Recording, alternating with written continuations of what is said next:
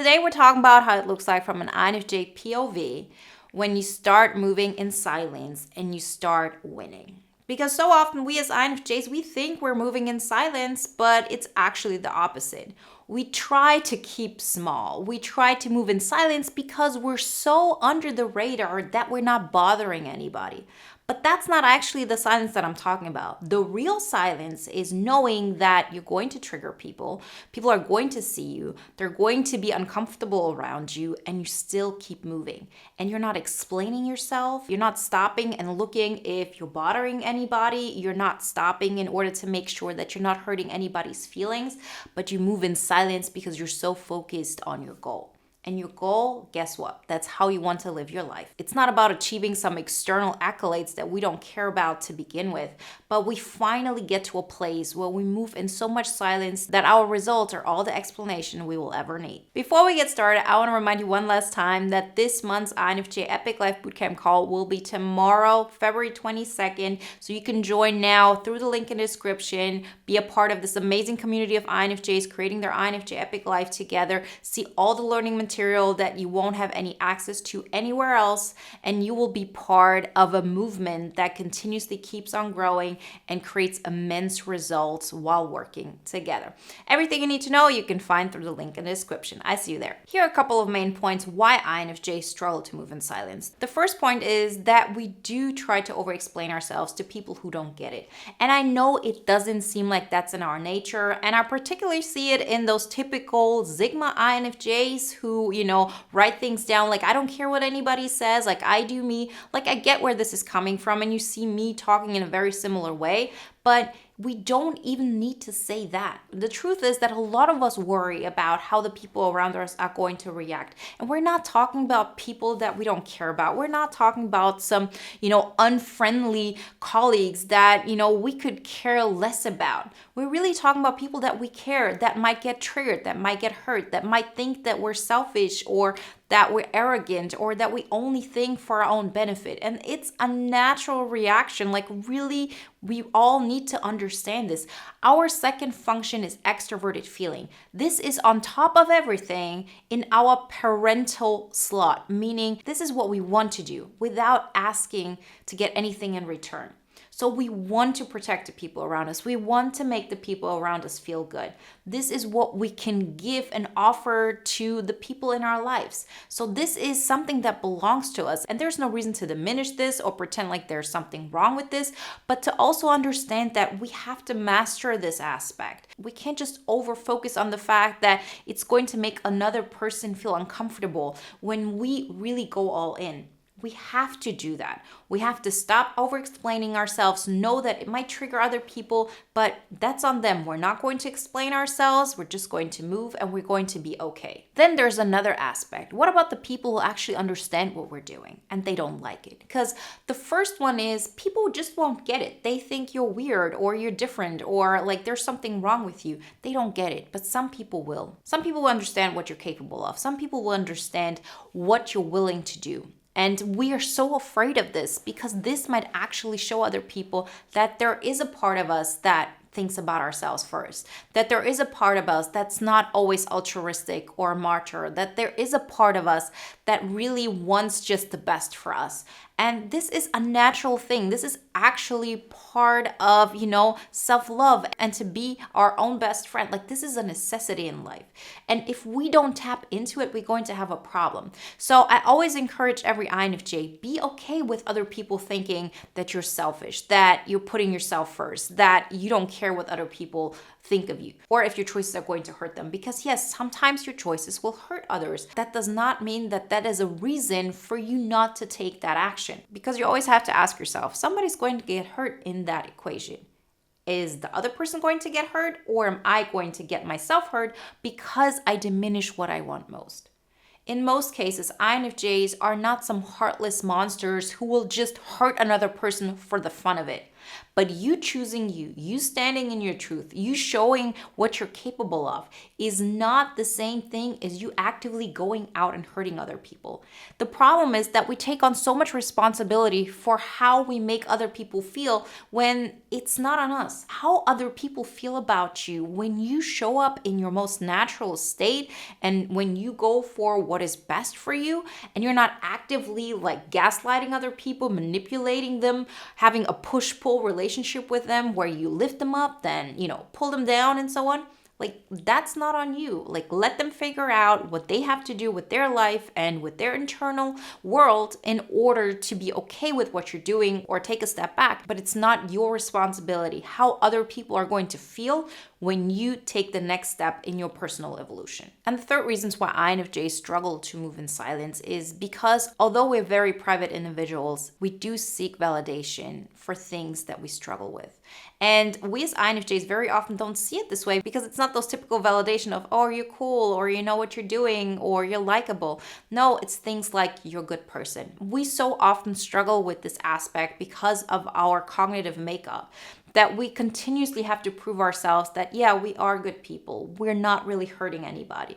Like the typical narcissist doesn't even think about it for a second if they're putting themselves first or not. Like that's just their natural state of doing. So if we are holding ourselves back from making choices that are best for us because we kind of want the feedback of you're a good person, we're always going to stay small. I had a comment lately that really spoke to me because it was one INFJ who asked, how do I know if I'm just putting myself first from a perspective of self-love and taking care of myself, or I'm just being arrogant and like not caring about what other people are experiencing? If you're asking this question, you're already probably not causing any real problems. Like people who are really selfish, who do not care if they hurt people as collateral damage, they're not asking those questions.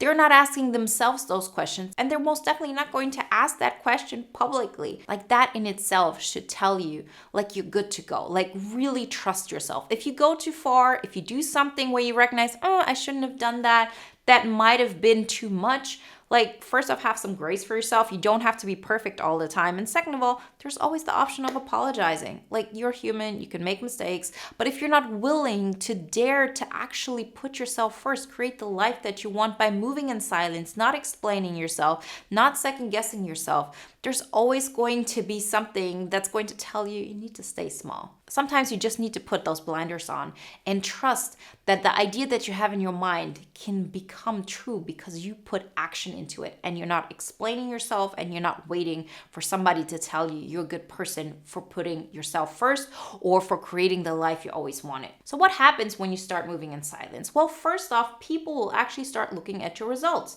and not your words. Like we are conditioning people so often to look at our words because we're really good with our words. We can make another person feel good. And with our words, we can also create an atmosphere that makes another person feel safe. But if you really stop explaining yourself, if you stop showing certain people all aspects of yours or try to explain yourself or put yourself in their shoes or anything of that sort, but you actually create results, what I like to call externally observable facts, like this is something nobody can deny. So it's one thing to say, oh, I worked through some stuff in my mind, I did some personal development work. And it's another one to say, well, I send out 10 resumes, I got a job, I moved into a better apartment, I started helping people in these areas and it's happening in a way that is beneficial. I did create this YouTube video. I put myself out there. I actually committed to something. I pull through on the things I had a vision on. You have the capacity to so much, and it's so much more than the ideas you have in your mind. You can put them into action. And they're so much more likely going to happen if you stop listening to the outside noise. Because believe it or not, we as INFJs, we can be stopped by this in our tracks. This is just something that we have to understand is one of our weaknesses and one of our blind spots. If you allow too much external noise in, you're not going to see your path. Other types might, but not us. And this might be a bad thing, but as long as we know how it works, we're going to be fine because our superpower is our vision. Now it's actually time to bet on ourselves and to stop looking who's betting on ourselves as well. And that leads us to the second aspect of what happens once you stop explaining yourself and you start moving in silence. You're not going to get the criticism. You're not going to get like all the opinions of the people around you. If people are not where you want to be, you don't need to ask them. Like I read this all the time.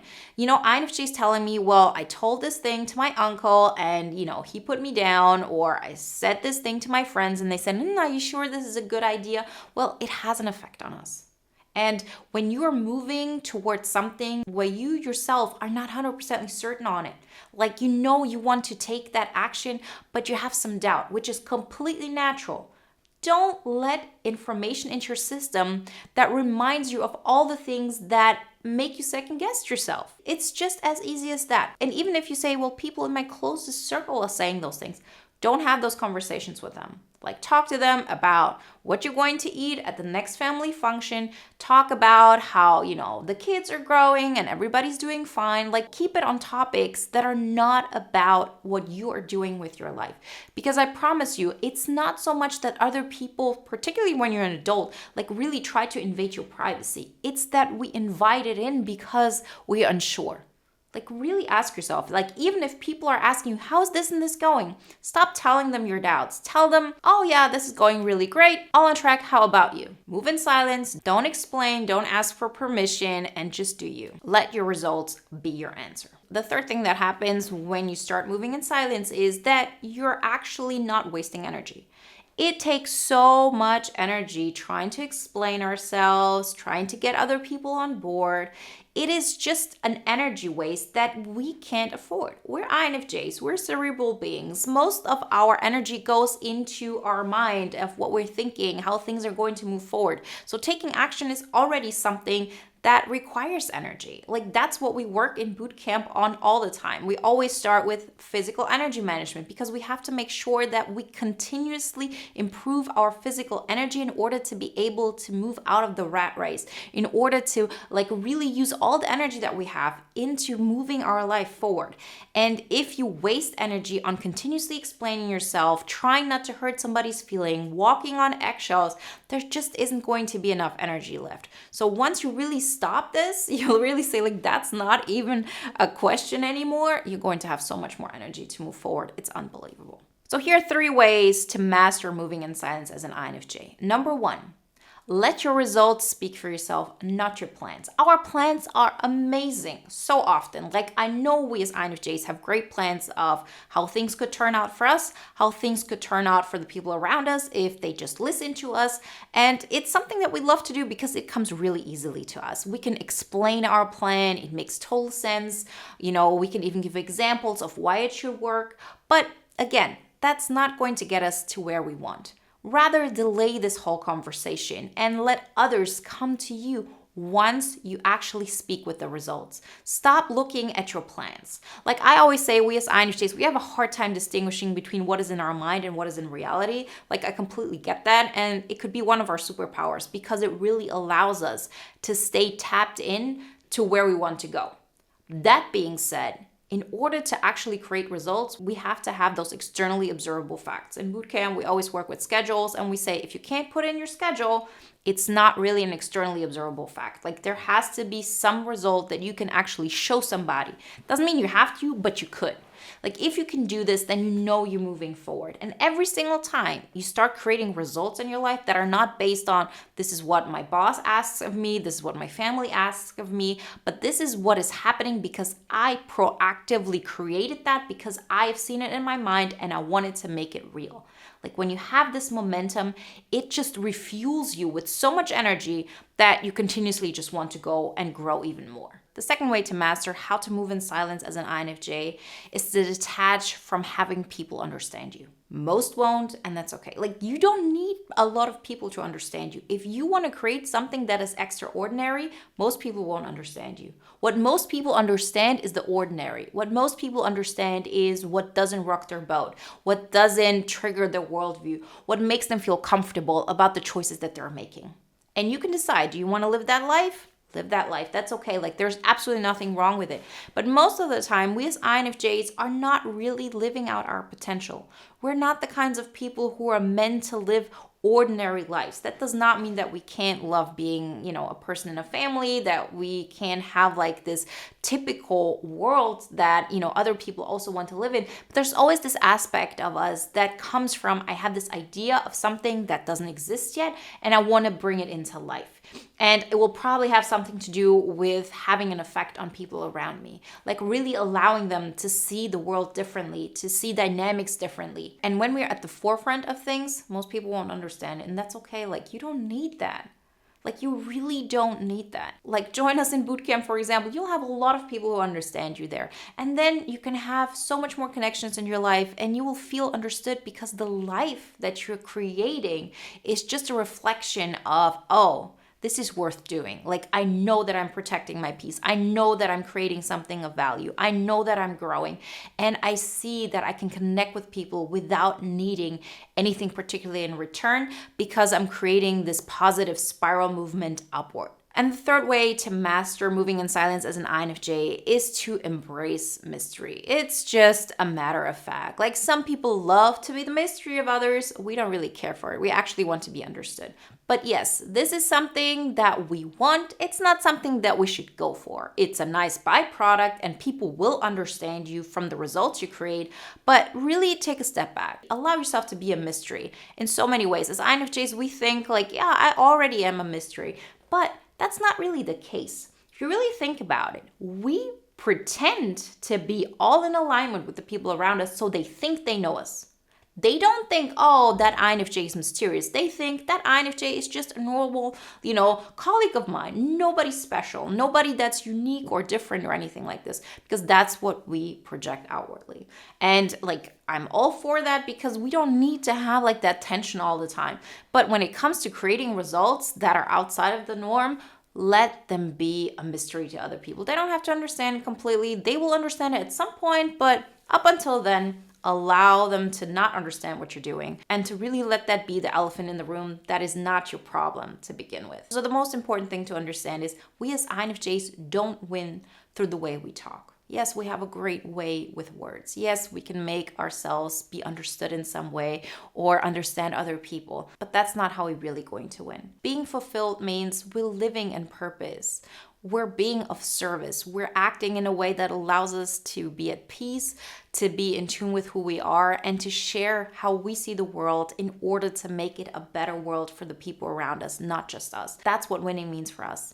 And we're not going to get there by explaining ourselves to people, particularly people who are committed to misunderstanding us. Like, move in silence and let them figure it out. Time and results will tell your story. Remember, if you want to join our INFJ Epic Life Bootcamp, now is the perfect time. Our next live call is tomorrow, February 22nd. Join us, create the best life of your life so far, and be with us continuously while creating your INFJ Epic Life on your terms. Everything you need to know, you can find through the links in the description. And if you want to watch another video now that is in alignment with today's topic, check out the video you see on the screen right now. I'll see you in the next one. Bye, guys.